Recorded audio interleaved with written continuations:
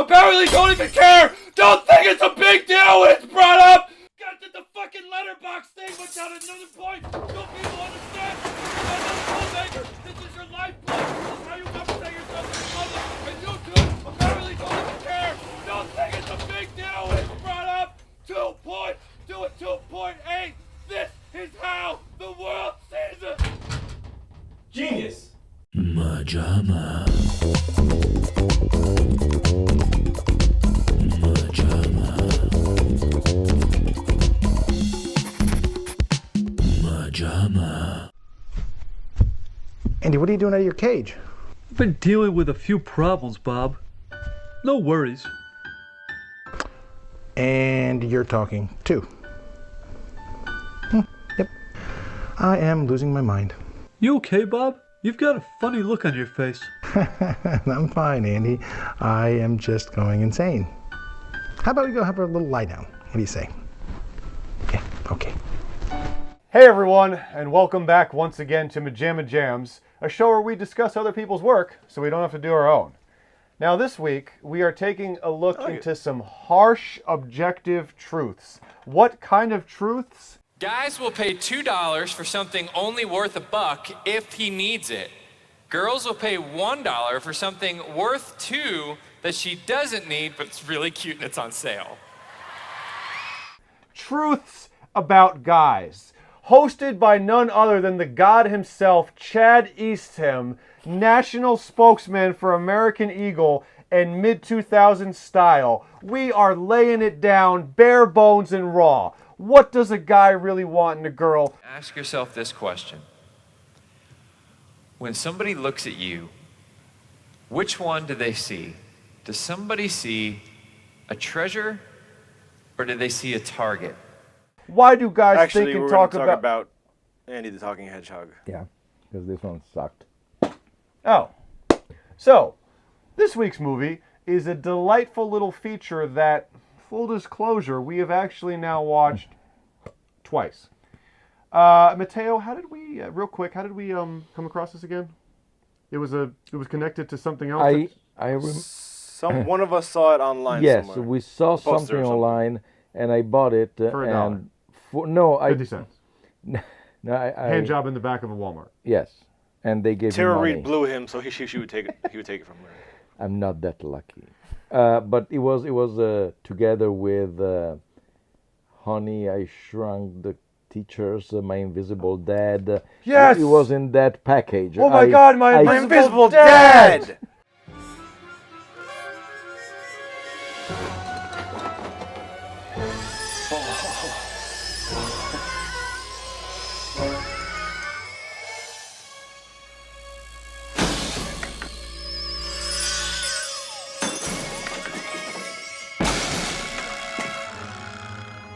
So, I couldn't buy it individually. I had to buy the whole set. Mateo plopped down the green for... but they're separate DVDs. There were came separate together. DVDs, yes. Gentlemen, But I Gentlemen. couldn't buy... You couldn't buy. We haven't even gotten to the name. Right. Yeah, we did. I Actually, think we're talk going to talk about- about Andy the Talking Hedgehog. Today's feature, I just said which was paired alongside with My Invisible Dad and... Honey, I Shrunk... No, Honey, I ate the made aliens ate my home. No, my teach... Whatever. Jonathan Greaves, the Omnipotent Boner, My Invisible Dad, and this one, Andy the Talking Hedgehog.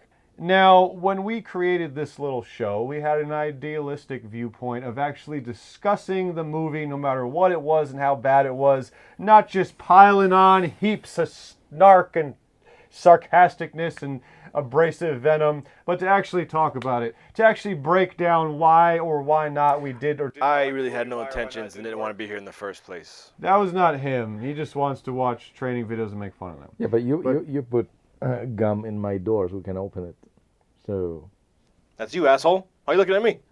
What? I was just saying that you wanted to make a... It's the storyline. It's the storyline that you're trapped in here.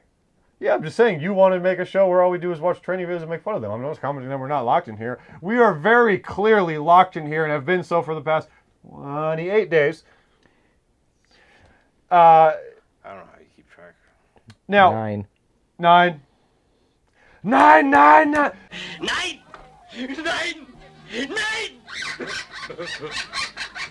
So, we have now watched this delightful little entry twice. Yes. It stars none other than American Pie / Sharknado's iconic Tara Reid and the adventures of Lois and Clark's Dean Cain, who was actually, surprisingly, a high point of the film. So, I don't think that's a surprise. What else would be the high point of the film? The Talking Hedgehog. Oh. Matthew, you picked today's. I would like you to do our synopsis. That's not true. And remember the new format. The new format is... If you don't do it The new in format is... We each have to say... And if you do... And if you do, and if you do... Okay, so the new... 5 lines. No. The new format is we each have to say 3 lines. I will begin, and I will start... Did you know about this? Yes. Sure. We discussed it beforehand. Shut the fuck up. Shut the fuck up. Everything's planned. I will say 3 lines and start how the movie starts. And then I will choose one of you two to talk about the middle part of the film within 3 lines. And then that person will choose someone to speak about the last 3 lines of the plot. But The plot in 3 lines. my only question is, how am I going to get through this synopsis with balls on my chin? That doesn't... What? Okay, so here we go. Matthew's kicking it off. Okay, so... Let's all try to concentrate, even though there was just a stellar sight gag that happens. A little girl with a pet hedgehog gets transported into fairyland You talking about West Hollywood? where Tara Reid is a witch fairy. BFF. BFF. And grants Lily the child's wish for all Her name's Lily the Child. Yes. plants and animals to be able to speak. No, just hers. No. I wish all my friends could talk. Okay, that sounds pretty easy. You're a little girl, so I guess all your friends can talk. No, I mean my other friends, like the birds and flowers and Andy. That's a weird wish. Jesus Christ, we'd never be able to live. She's Flowers. constantly- The flowers, yeah. The flowers. But I thought her wish was that my hedgehog could talk. No, because then the cat talks too. Do you even have the slightest idea what a dangerous world it is out there? The animals can talk. Right. So at the same time, there are 2 repair Scumbags. maintenance men working on the house who see an article printed in a newspaper for an internet contest to find the weirdest thing in your house. Repeat that last sentence. An article printed in a newspaper about an internet contest. To find the weirdest thing in your house and take a video of it. Hey, Tommy, get a load of this. It's a contest. A contest for what? To find the weirdest thing you can in your home and put it on the internet. How else you will find about that contest, if not on the paper? And Andy starts talking to Lily And the rest of the family. and the rest of the family. Do it again. You can do this a lot quicker. Shut up. Now it's your turn. She makes a wish. No, for you're talking the middle part. Andy starts talking. Everyone notices. Dean Cain loses his friggin' mind. 3 lines. Okay. And I gotta pick someone else. And then I guess it's me at this point. Who are you picking? no, actually you. Who are you picking? You have to no, do you it. can't pick someone else. It's a little reductive, but okay. I'll do it. I Fine. don't know about this new format. You know who came up with it? So the boss of the witch BFF tells her, you made a mess, you have to fix it. So she tries to convince the little girl to unwish her wish and to wish something else for somebody else. And so eventually, for some reason, the little girl decides to wish that her teacher and another teacher... Not even hers, her older sister. Her older sister How teacher. would she even true. know? Why are Yes. they in the same school? Fall in love. So she unwinds this magic. The hedgehog doesn't talk anymore.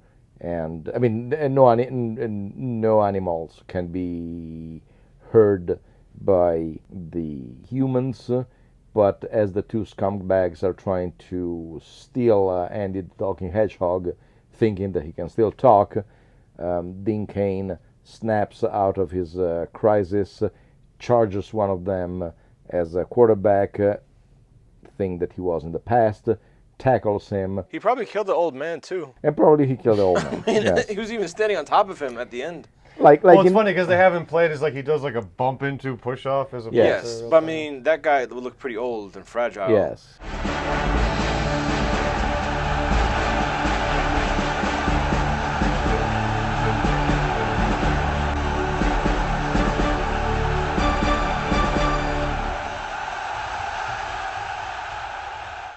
Are we done with the synopsis?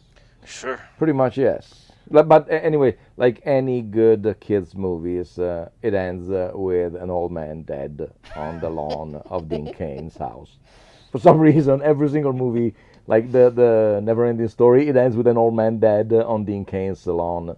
For some reason. He's not even in the movie, Dean Cain. But the dead man is there. He's right. Dog Day Afternoon. Dead man on Dean Cain's lawn in the end. you know? Yes. It's a great name for a movie. Toy Story 4. Shockingly, dead old man on Dean Cain's lawn. Yes. There was Pixar, they were questioning it, but I said, nope. It's a kid movie. Then. We've done it in every Toy Story. We gotta do it in the fourth one. We have to do it. The kids are waiting for it. They're clamoring for it. Okay. Oh, we also didn't mention that her older sister is a cheerleader who hangs out with two other cheerleaders who want to exploit Andy for internet fame. And their science project. And their science fair project. Which coincides when the little girl unwishes the magic capability of... At the exact moment they're about to walk up on stage and do it. And then there is a family cat who has is talking to the... God! Like with that nutsack laying on its fucking... But no, that's it. I don't think it's even a nutsack. I think it's nipple fat. Just... One of the most revolting creatures I've ever seen, giving a lot of weight to the argument that we should only care about cute animals, because Jesus Christ. Tara Reid? Drop a fucking She's not that bad. Maybe I was out sick that day. I'm free. I'm actually walking around all on my own. I don't have anybody carrying me. I don't have anybody watching me. I don't have any responsibilities. I don't have any plans. I've got my entire life in front of me. I've got stairs. I didn't think about stairs. Okay. I'm just gonna peek my head over the edge here. I'm just gonna peek my head up. Wait. Okay. That was one stair. How many more stairs does this house have? Where to start, gentlemen? Where to start? I'm going to start with my hypothesis that Matthew didn't seem to agree with, that there is more... I agreed with you inherently about everything. There's more trying here than you would not think. Not that.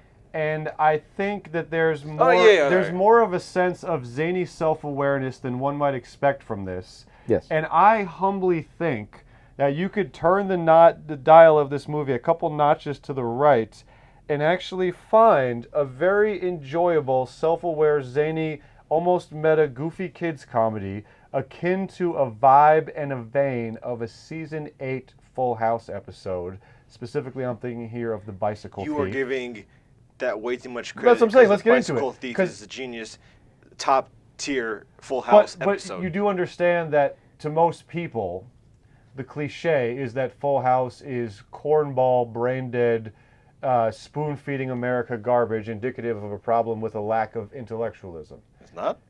This is the center of the crime wave. I'm surprised you haven't seen anything. Seen anything? No, why would I have seen something? Why, did somebody say they saw me see something? No, because, for example, there's nothing going on in my kitchen. It shouldn't be, because I have nothing to hide. I mean, Think she's there's suspicious? nothing in any room in this Why house would she that be? would make me a suspect. All Danny's doing is making full confession. Okay, well, don't panic. All we have to do is just remain cool. Guys? So if you can enjoy genuinely, as you just said, the Bike Thief episode of Full House, because it embraces such a... What does laissez-faire mean? What is what? Laissez-faire? French? Lazy, when they put like a fair together, but they don't really care too much about it. Is that... No. I don't speak French. What's the... It's breezy... Joie de vivre. Yeah, joie de vivre. Joie de vivre. If you can enjoy Gaultier. late seasons Full House, then you should be able to say that there's potential for a. I don't necessarily want to say better because we'll get into discovering the human side of this director in a bit. But if you had done things differently, I think there is a potential for very fun zaniness. Yeah, fucking. Why do you think this is such a hilarious argument I'm making? Because you can say that about any piece of art that's ever been created, but ever. Do you understand? Anything that's ever been done. Yeah. There's more than you would think to this. I'm not disagreeing with that. Here's but where we're gonna start. Here's your where we're gonna start with argument that. is Here's where we're just gonna a start giant with blanket statement of anything about anything could be anything if you make it anything. Anything could be anything if you make it anything. Plus, I mean, what's unique about a talking animal? Here's what we're gonna start. Movie. In Here's terms of this. where we're going to start with Dean Cain's performance. Hey, Whiskers. Hey, Bob. You forget something? Excuse me? I asked you if you forgot anything. Yeah. Jerry, I'm gonna have to call you back. Excuse me, are you actually talking? Yeah, I am talking. Okay, yep. I'm having a nervous breakdown. Because I thought it was pretty good. We always talk about sleepwalking. And funnily enough, we don't find a lot of examples of it. We talked about Earth Minus Zero and pointed out that everyone, except for maybe Flash, who seemed a little stoic and blah, everyone was giving it their all, regardless of how the movie was. And similarly here, Dean stands out as, what's the word I'm thinking of, with you in the middle. He's having fun. Dean seems like he's actually having fun. He doesn't seem like, what's the joke when you watch this in Dean Cain? Start up the cliche machine. Oh, he had an actual mainstream show years ago. Where have we seen Dean Cain in lately? So he's in this. It must be so bad. I bet he wanted to kill himself thinking about where he ended up in life. I bet joke about my hand pantomime. But Dean seems like he showed up to the set every day and was like, I'm having a blast being a goofy dad who's losing his mind over Talking Hedgehog. I really have to salute that because how easy would it be to just show up and be like, oh God, this fucking Hedgehog movies, but you know what I'm saying? Are you still talking? Huh? He showed two things, which I respect him immensely for. God damn it, man. We're not even to something funny yet. It's just the pause. He's a facetious. It's just the pause. It's the pause. It's the pause. It's the pause. So Dean Cain showed, first of all, to be a true professional, because no matter what the job is, as you said, he showed up, he had fun, he was engaged. He was engaged. And then he reminded me of one thing that a long time ago, Sir Michael Caine said, that he said, I did a lot of shit, and I know. But by doing that shit, it allowed me to try new things. When you make a flop movie, you know, it means you made a bad choice. Then you make another one, it's another bad choice, another bad choice. Then there's the other actor who sits there and says, I'm very good. I wouldn't have done that movie. I wouldn't have done that movie. I wouldn't have done that movie. And then I get the movie that it's a big success for me. And he gets a movie which could be a big success for him. But he hasn't worked for 2 years, and I haven't stopped working. I was making crap films, but I was working. And I go straight into the great film, absolutely ready to work. And he's practically crapping himself because he hasn't worked for 2 years. And there's the difficulty of making flop movies. They keep you working, keep you experienced, and keep you going. You know what you just made me think of? Very specific, but I think... Potato chips. Yes, but beyond that. They were heavily prominent in the film. Very prominent. That dollar company probably paid them handsomely for that bag. Was it Meiji? Meiji. Probably. So one of Matthew and I's favorite movies, Waiting. Gentlemen, we have our first official biatch of the day. Oh, come on, guys. She wasn't that bad, was she? Well, Amy, it's your table. You decide.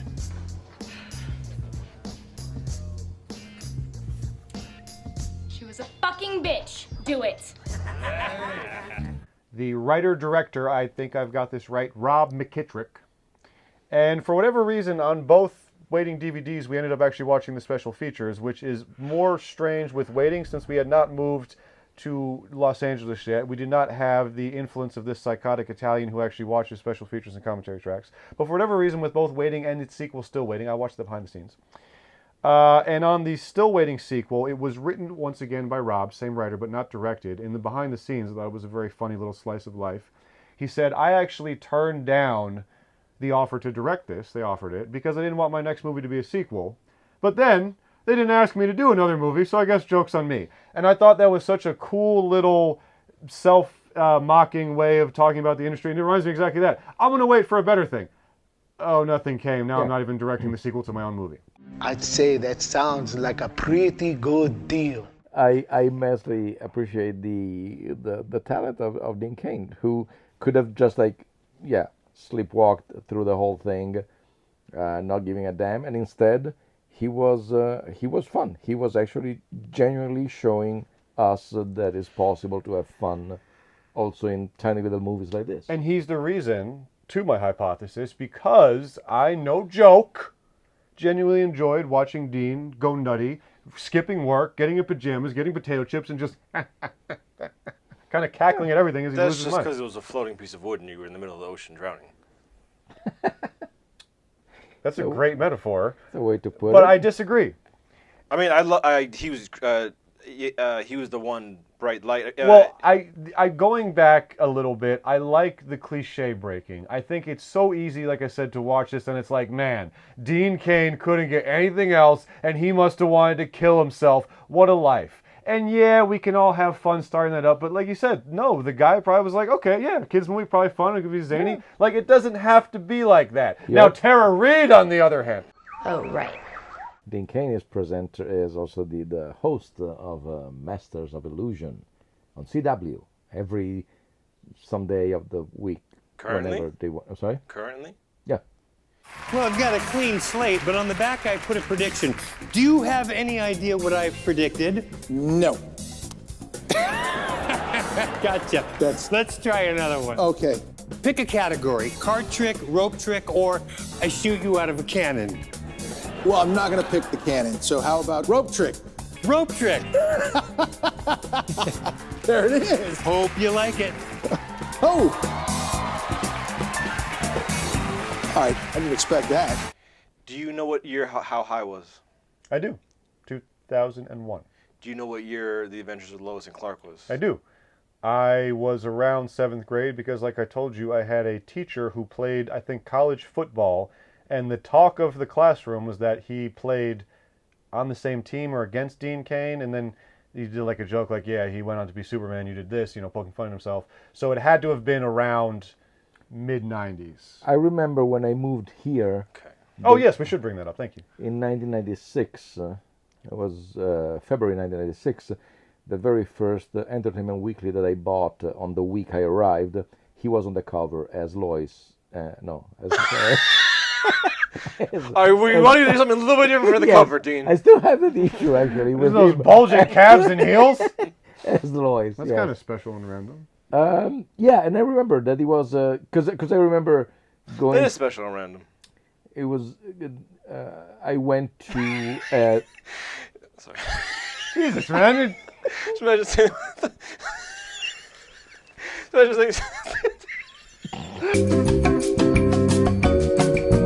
Whatever it is, I'll buy it. So I bought it, and nothing. It was a very long interview about him and everything, but I still have that issue because it's the first thing that I bought that it kept me company. Hearing I recognize that, I'm going to buy it, which again illuminates the naivete of, thank God mom sometimes is like, oh, you guys left and moved across the country. I'm like, thank God we at least that. Imagine if we were still in our fucking hometown, but like, it's hard to grasp the concept. Imagine if we were still working at grocery stores in New Jersey instead of working at grocery stores in Los Angeles. Count it. Jesus, how pathetic would that be? But it's genuinely strange to imagine that. Oh my God, the Superman logo. I recognize that. And to illustrate and bring home, and then we'll move on, how much of a pathetic weakling I am. One time, Mateo described the experience of flying to Japan because we hope to do it one day because Sharks has a blossoming cult following there. Not bragging or anything. Because we made a movie. We could probably just eventually do this and not say the phrase. Yes. And can we put it in Japanese? Of course, with the subtitles, yes. So what do we do now? We're stuck. You can't run away from your problems. Haven't you been listening to me?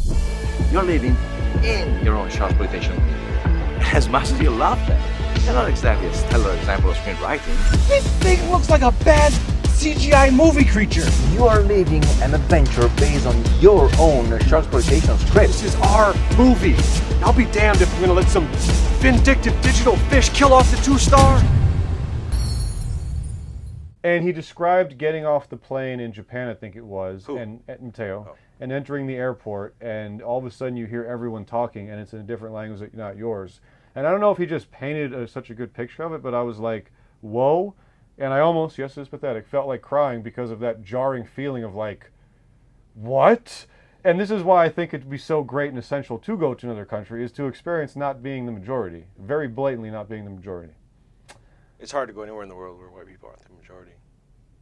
No, in Japan. I don't know, guys. Okay, sorry. How do we get here, Dean Kane? So I wanted to comment on what you said. I was asking how relevant. So there's a joke in how high. It's good to know we have the support of the faculty, Dean. And don't you worry, me and Jamal here, we're all about good grades. Is that right, Mr. Kane? Hell, motherfucker. Yes, sir, Dean Kane, sir. So I was wondering how relevant Dean Kane would have been at the time of that joke to make that joke, because it's a joke that speaks to fame. Like, you don't Yes. make that joke without Dean Kane being a known name, and at least for me personally, I can't speak for everyone, get a kind of a lot of mileage of actual chuckles out of that dumb joke. Like, I like it. But it is interesting because it's not... I mean, it probably ran for 4 or 5 seasons, right? No, it was a decent hit, right, and popular at the time. Yeah. But yes, it is interesting because they built a whole joke around the Dean being called Dean Kane, so it does beg the question of how famous he was.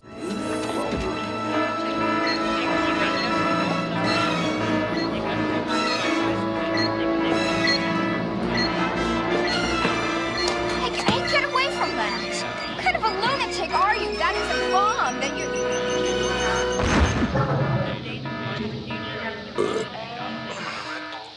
Excuse me. I'm fine. Honey, want a chip? Bob, you're barking. Stop it. Bob, talk to me. No, Bob, talk to me, dear. Don't bark. Stop it. Roll over. Here, run my hair. Right here, behind me. Do it.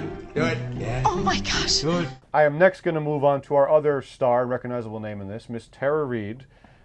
This was only a couple years ago, so she was post all of the anorexia and bad press and Sharknado franchise. Oh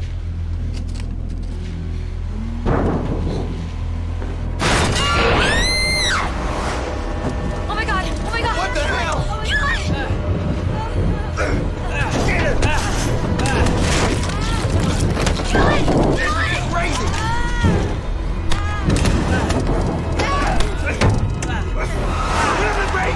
And you know what?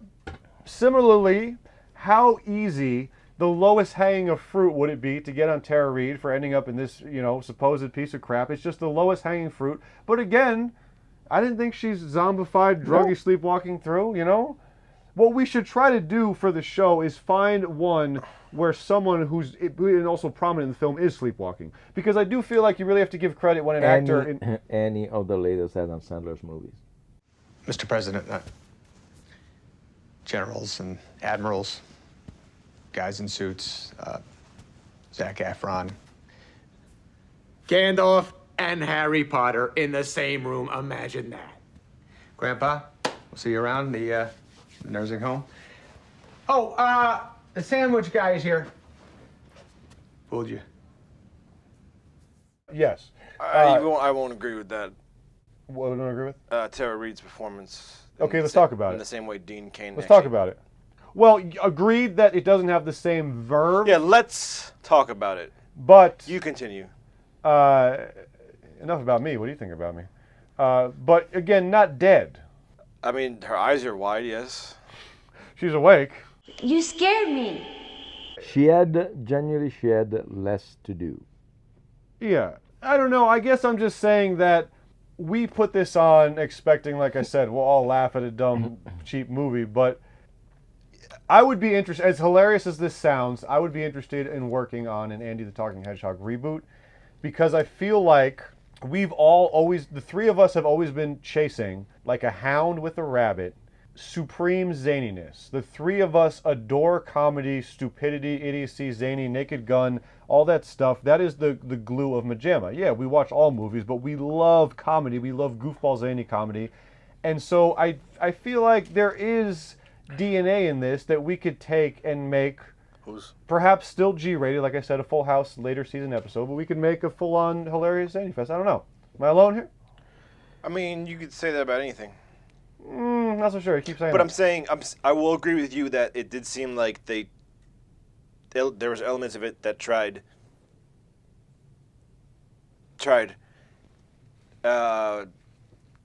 That's all. I guess all. There are elements of it that tried. That's well, all let's. really Okay. I think that the biggest Hindenburg.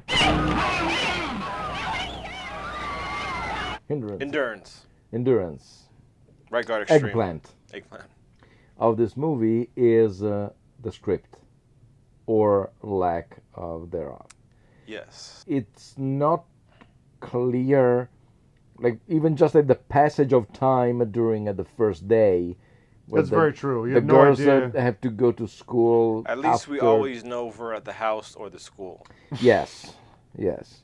And In the positive category, I could very clearly tell between the school and the house The environment. establishing shots are just. It's about 50 of the establishing shots. Very prominent address, as you pointed out. Yes, Yes. it's almost like a real estate agency commercial. Huh. They want you to find it. It's and with those They weird want us to find it. with those weird glasses on the windows that they were just like Oh yes, the windows look like cellophane, plastic or so- flopping yeah. in the wind. Maybe it was almost a trippy effect. Maybe it was like a demo house, or it was halfway through construction, so they just threw Probably. some cellophane on the window to cover it up to make it not look like it was just It's possible. dust and dirt flying through an empty also- window. And yes, no, it looks like something like an unfinished house of some sort, so they could do whatever they want. And clearly, the scenes with the two thugs are thoroughly improvised by the two guys, who are giving their best. But you see that there is no structure whatsoever Yes. in their.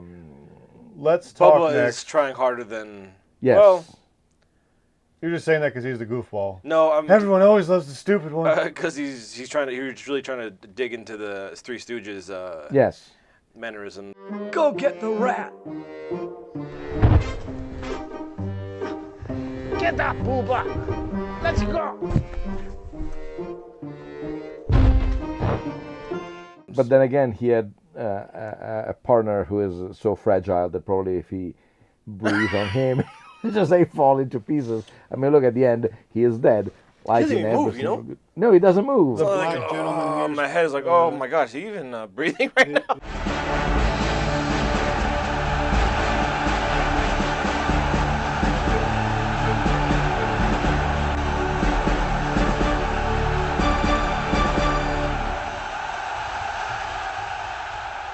His performance is completely akin to Don Stark in Earth Minus Zero. He is that classic stooge played up over the top. And again, same thing I said about Don. As a clown, I recognize his willingness to the role. It's like you said, hey, fall on a rake and fart. There's not a lot to work with. Yes. I would like to bring up next. That was actually the audition. I'm sorry. Okay, go ahead. He's Fall on a a rake. rake and fart. You don't a command, right? This is a script? Let's talk about the director, William Peter Blatty. Joel Michael Hodgson. Joel Schumacher. William Riesling. Paul Ragnarok. Rigor Mortis. Joel Ragnarok Smith. Razig. Was it? Razig. I think. Razing. Joel Raisin. Razig. Paul William Raising. Matthew found, after the first time we watched this, says a lot about us that we've watched this twice. After the first time we watched this, Matthew found what I believe was a YouTube comment saying, hey guys, I got a pretty good sense of humor, so I don't mind all the jokes you make. I would please just ask that you don't say anything about the kids or Dean Cain, who was honestly just a really cool guy and came to set and did a great job. Lastly, goodbye, cruel world. I blame most of you for this. Which I think is the perfect suicide note to talk about. Kind of going all the way back to the 3-beat slide. Look at this family putting this video out. Let's all mock them. Wait, what if they're just having fun? It's summertime, isn't it great? It's summertime when everything's great. It's summertime, and isn't it great? Now, I understand a lot of things crumble comedically if you can't take any of the Talking Hedgehog and eviscerate it. I get that.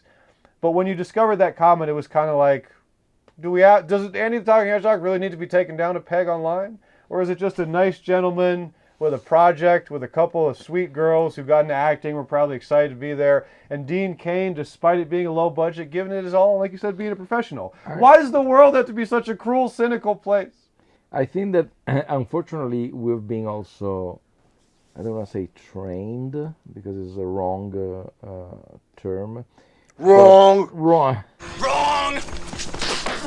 For instance, a movie like Babe has this amazing CG software that allows animals to talk and things and move, and the facial expression and stuff like that.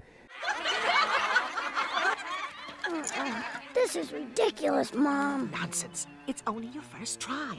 But you're treating them like equals. They're sheep. They're inferior. Oh, no, they're not. Of course they are. We are their masters, babe. Let them doubt it for a second and they'll walk all over you. Hey! Get that pig out of there! Make them feel inferior. This one is just like shots of a hedgehog dubbed over by a voice. It's kind of like the farce of the penguin, Yes. Bob Saget. Every January, thousands of male penguins go to the ocean to feed.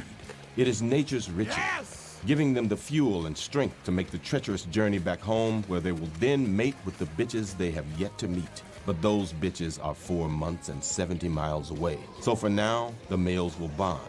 But due to budgetary issues, their mouths do not move, yet we can hear their every neurotic thought. To be fair, they mention it explicitly. And they do... And they say... Andy? That's my name, kiddo. Don't wear it out. We can finally talk to each other, but your lips aren't moving. Well, why should they? A lot of people's lips move, but they don't really say much. Again, for this movie, that's Shakespeare. For this movie, that's fucking Shakespeare. I'm not even kidding. It's a line from Wizard of Oz, though. It is. But some people without brains do an awful lot of talking, don't they? Yes, I guess you're right. Either way, I stand by these points. It's at least, yes, they acknowledge At least, yes. Mwah. You okay, Bob? No, Andy, I'm not. Animals can talk in my house. Hey, don't forget about us. I'm going back to bed. This movie it looks like that it was shot also fairly quickly. So probably they had a week or 10 days tops, because it looks like that it's very, very...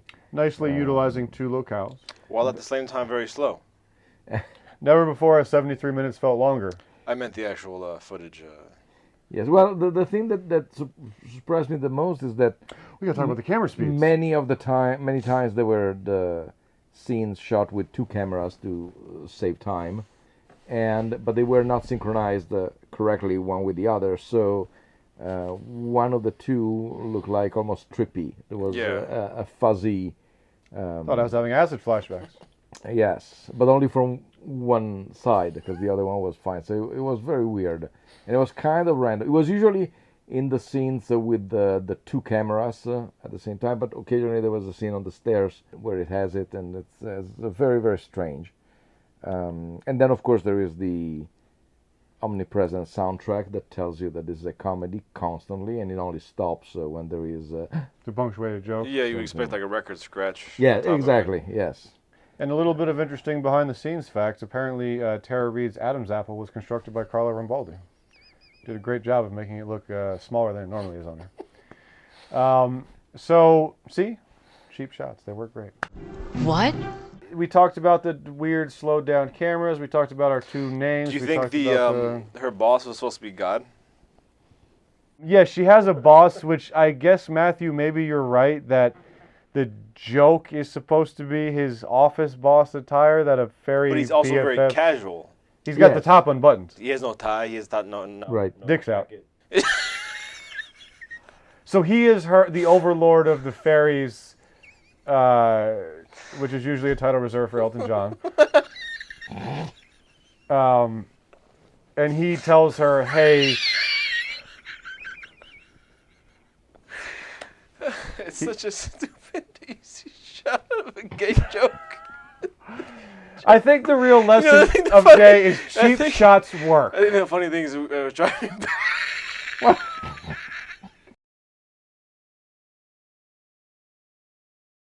There was a massive billboard for John what's his name? Screw the moon. Reginald Smythe.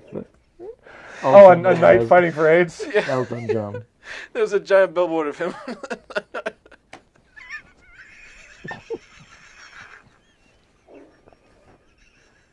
Man, you're really just giving free ammo to the homophobes, putting Elton John on a billboard with AIDS and huge words, huh? I'll be sipping my drink when you I guess I just thought that whatever. What were you saying? His face was huge. His face was huge. Well, it was a billboard. No, because it wasn't just a billboard, it was a square billboard. So it was just his head. So basically it's just Elton John's head and it just said AIDS. Is that Funko Pop?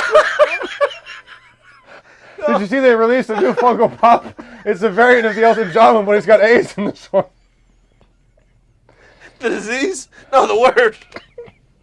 Just holding it. Fuck you.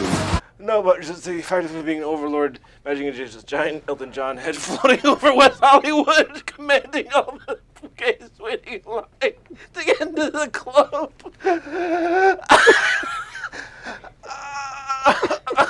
Oh, my contacts have been lubricated very nicely. That's what she said. Well, they...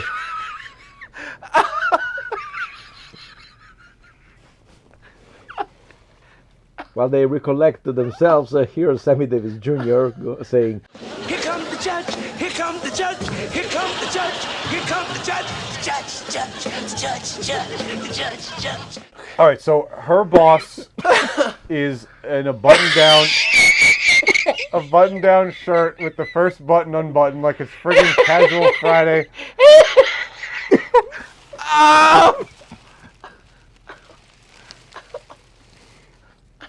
They say that laughter is the best medicine. You're killing yourself like that. Oh my God.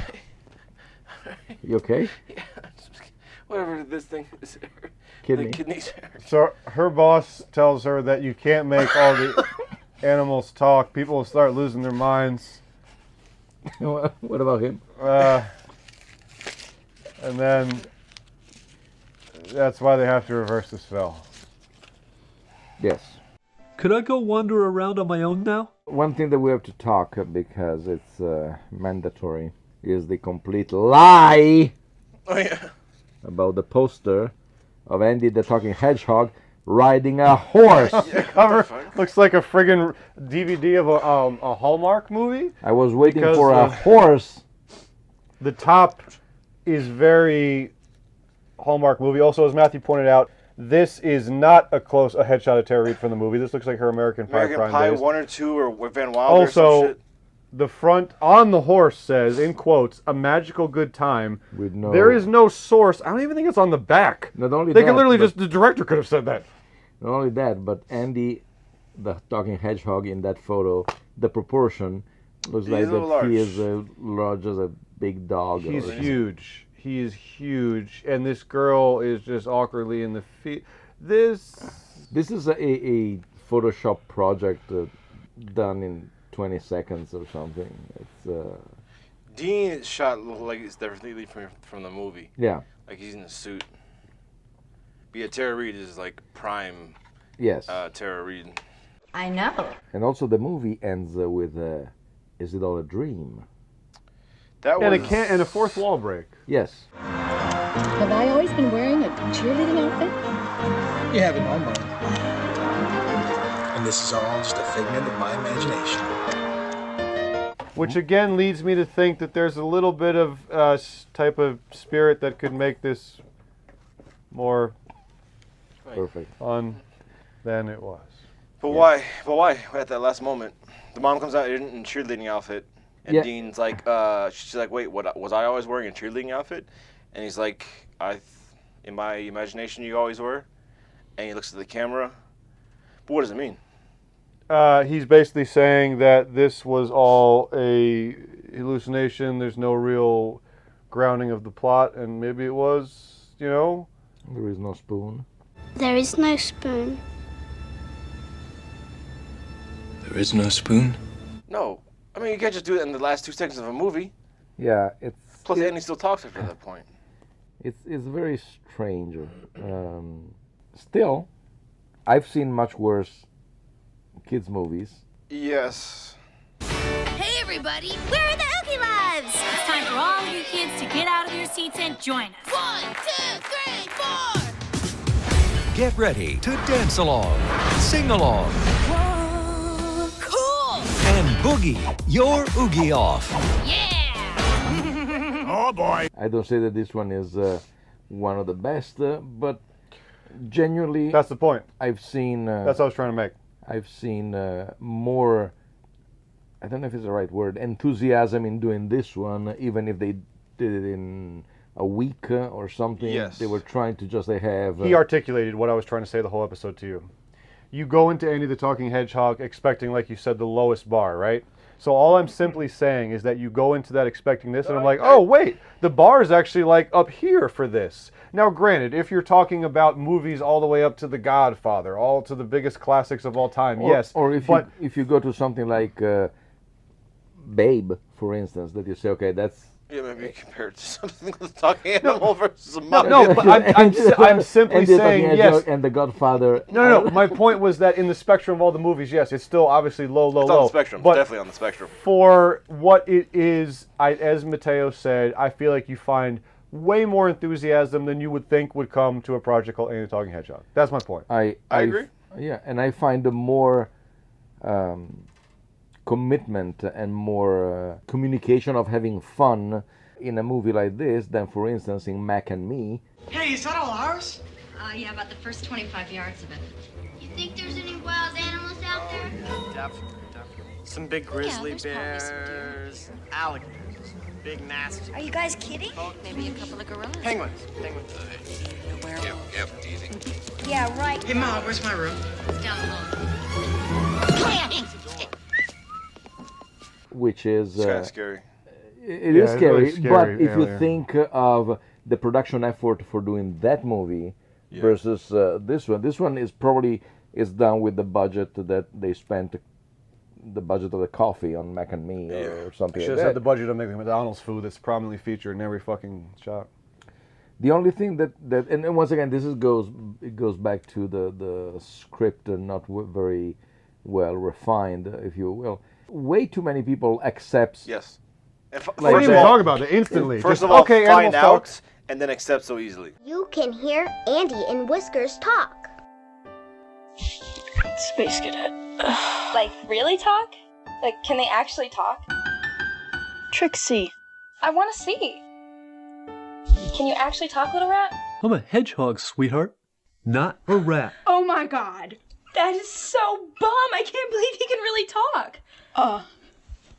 Told you. The only one is actually Dean Cain, who thinks that he's going crazy. MVP, Like, baby. If you took out the family aspect, or you did a Mario strong... Van Peebles.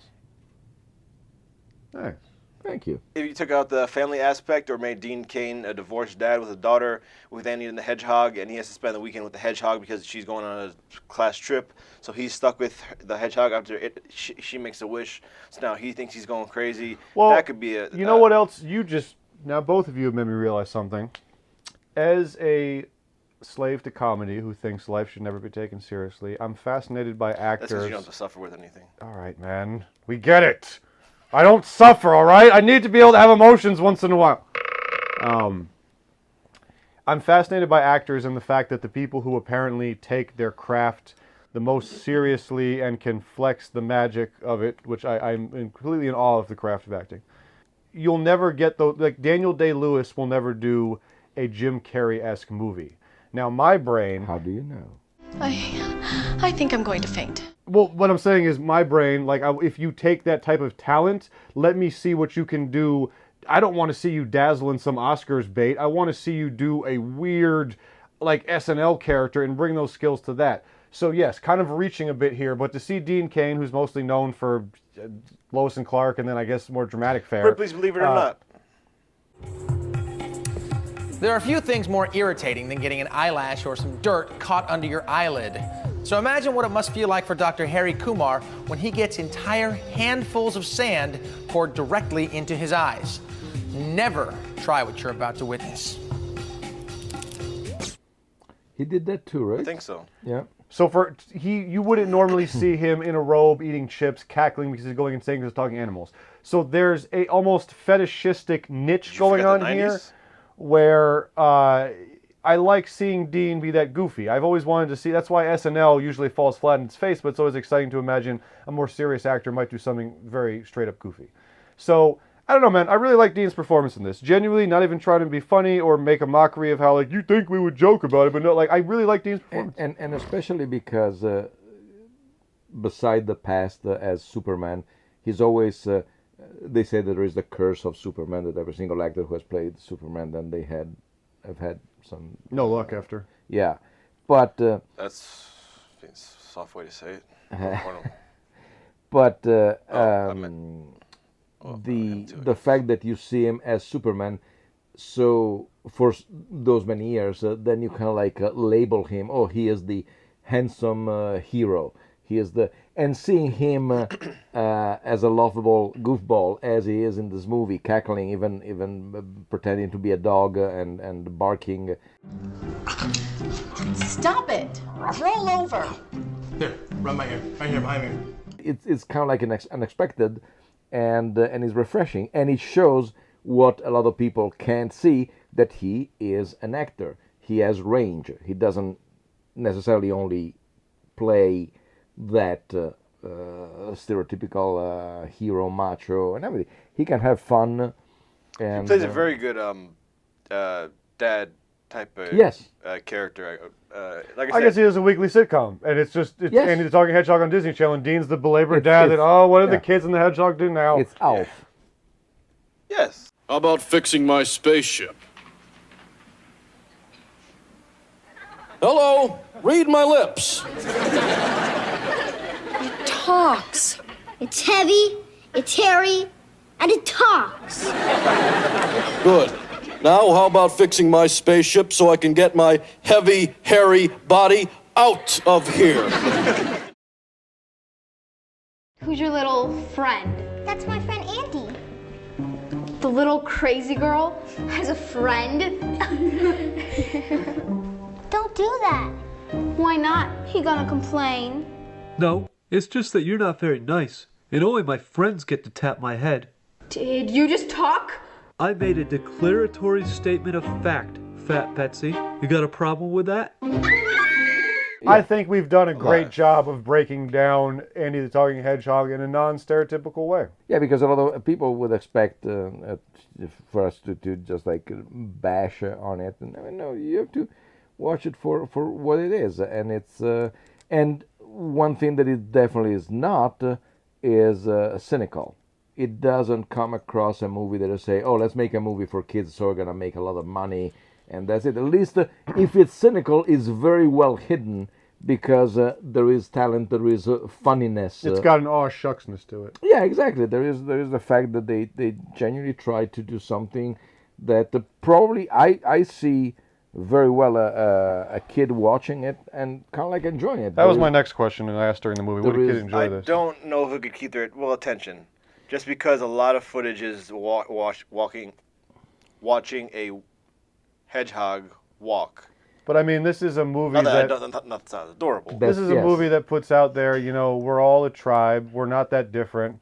We can all make some noises. Why don't you try?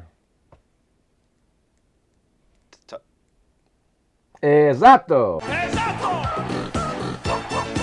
Facciamo tutti le versi. Siamo una grande tribù. One thing we didn't discuss is the daughter's friend who wants to have sex with Dean Cain. What? Remember when she's coming out of the house and she's like, "Oh, hey, Mr. whatever your last name is." Hi, Mr. Mason. Hi, Trixie. Oh, no, I'm Tori, Trixie's my dummy cheermate. Oh, right. Yeah. All right, well, have a great day at school then, Terry. Oh, okay, thanks. Bye. Don't work too hard, Mr. Mason.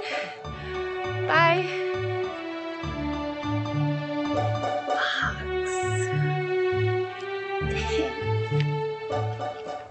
What? And it's never brought up again. I missed that. Followed up again. I was too busy picturing Trixie on all fours.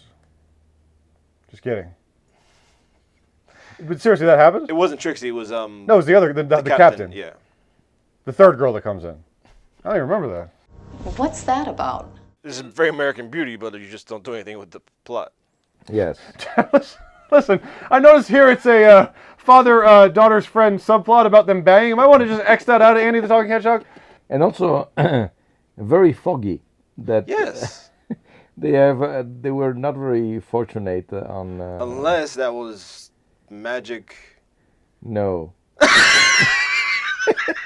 That was the magic of terror. But like it's like the. It's also one clue that they had a very limited time to shoot the movie.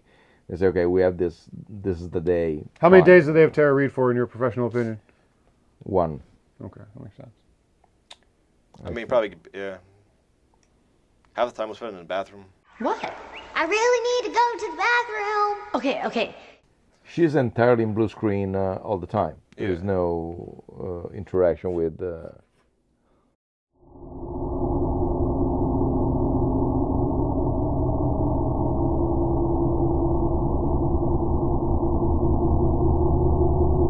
Just for my own personal curiosity, and maybe theirs.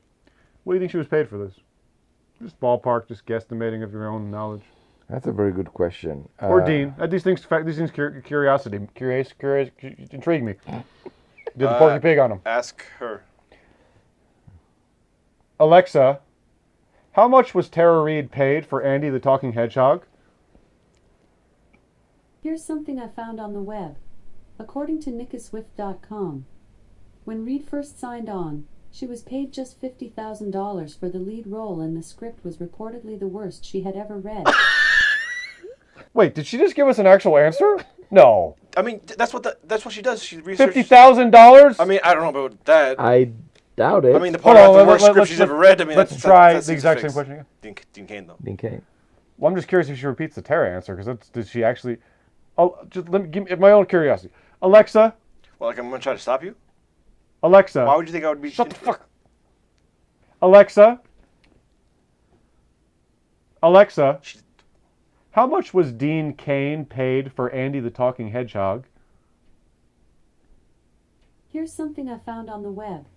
According to legal.com, on February 14th, 1973, Cain told Brown that before leaving the United States he had received $10,000 from a person whom Brown had met, but knew only as Andy. What? Right. Wait. What was that answer she gave about Tara Reid said it was the worst script? Hold on 1 second. Alexa, what is the budget for Andy the Talking Hedgehog? Here's something I found on the web. According to wikipedia.org, the film's budget was estimated at being between $85 million and $90 million. All right, you guys want to vote? Did we leave out anything? Probably not. I mean, gonna be an hour-long episode for Andy the fucking Talking Hedgehog. Okay, vote. You start? Yeah, I'll start. Okay.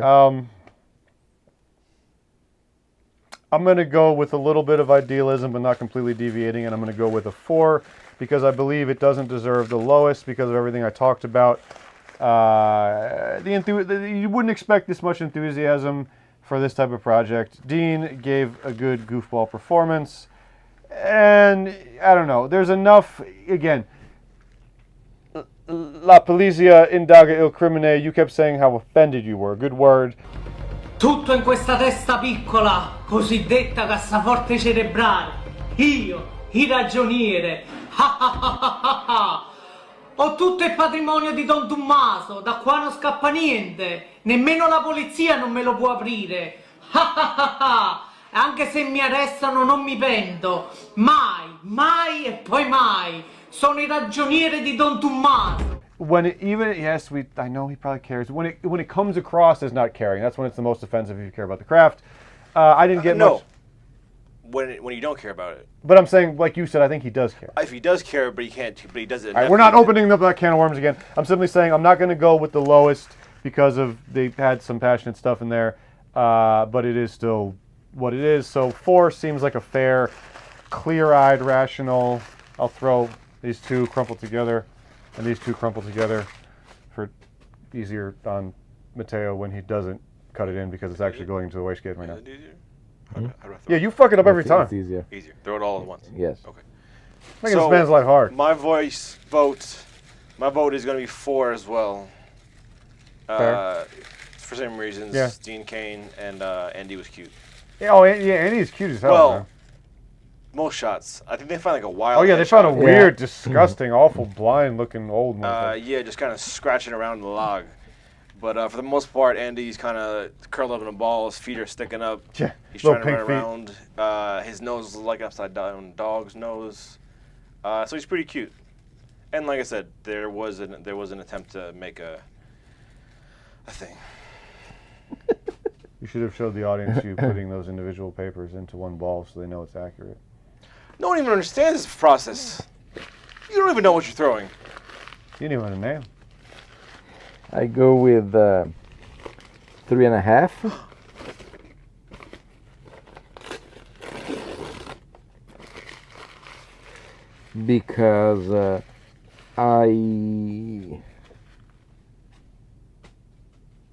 Because I think that after all, I've seen more passion in this little movie that in a lot of other bigger production movies in general, and because yes, Dean Cain shows up and shows everybody that he can actually be a fun character in a movie without losing any dignity, but actually having genuinely fun. You said without losing any dignity? Without gaining any, but you know. I'll retain my normal amount of dignity? Yes. Alright, I guess I'll sign. No, I've seen movies. The dignity won't go up or down? Alright, I can deal with that. MaJaMa. I'm having a nervous breakdown.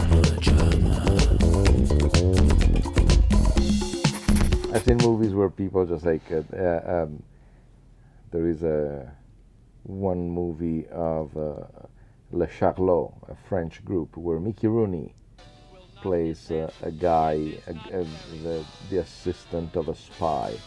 It's a French movie. He couldn't possibly care less. He sings a song in English that I'm sure they were terrifying because he sings it on top of a train, and they say, "Oh my God, he's drunk and he's falling down." Or like Orson Welles when he was doing the... Marks. 102, take 1. With overlap, action please.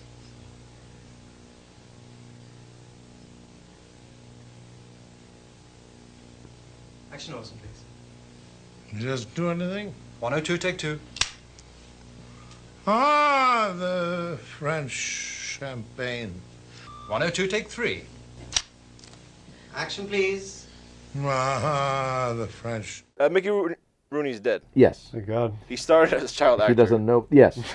They're still pushing him around on a set somewhere. He was an asshole? Yes. Okay. He was the one that when I asked him, too long. I took a photo of his and said, "Can you do it for my mom and dad, Alberto and Vanna?" Too long, Al and Van. Okay, fine. Actually, still too long. A V.